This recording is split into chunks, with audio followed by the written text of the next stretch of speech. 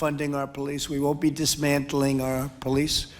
We won't be disbanding our police. We won't be ending our police force in a city. I guess you might have some cities that want to try, but it's going to be very sad situation.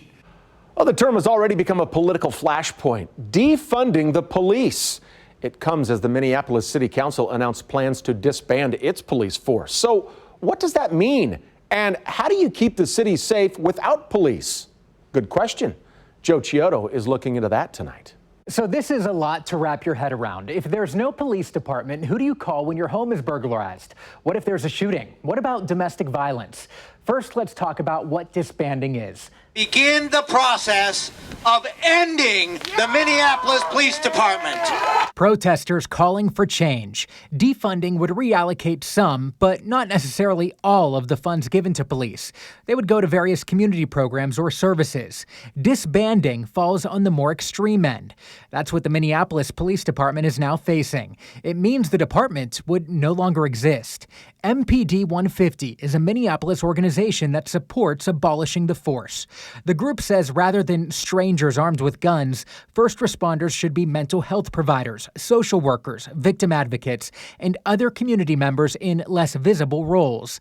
It goes on to say, rather than law enforcement, law and order is better achieved through education, jobs, and mental health services that low-income communities are often denied.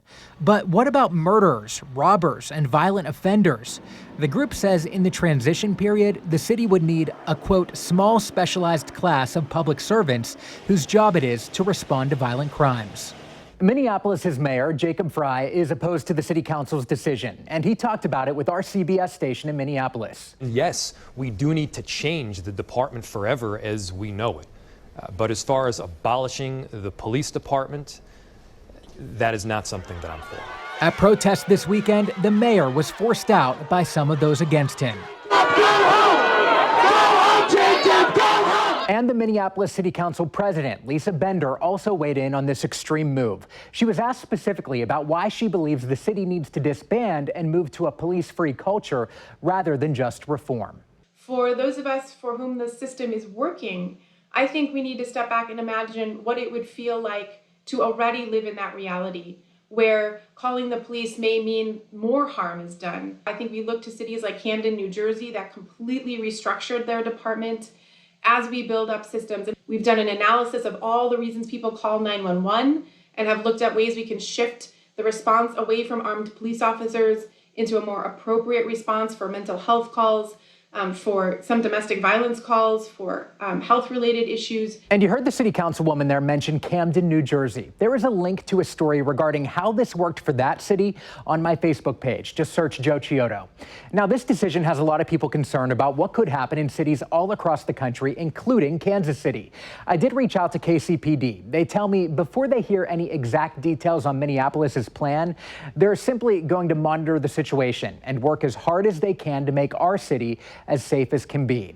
Already, they've committed to changes such as getting body cameras for officers.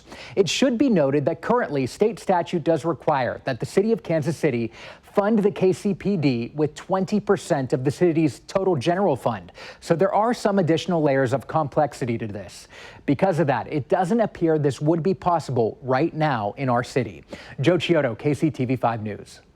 And if you have a good question, just email Joe at goodquestion@kctv5.com.